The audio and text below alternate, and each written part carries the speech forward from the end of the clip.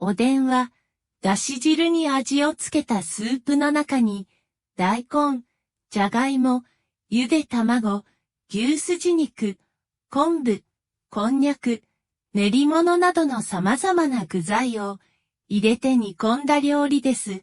特に寒い季節の食べ物として人気があります。おでんは専門店のほか、屋台でお酒を飲みながら食べることもできます。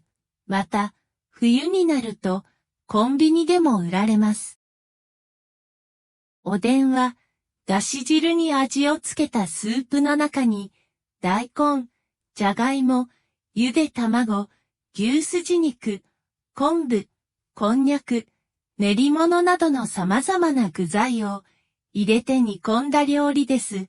特に寒い季節の食べ物として人気があります。おでんは専門店のほか、屋台でお酒を飲みながら食べることもできます。また、冬になるとコンビニでも売られます。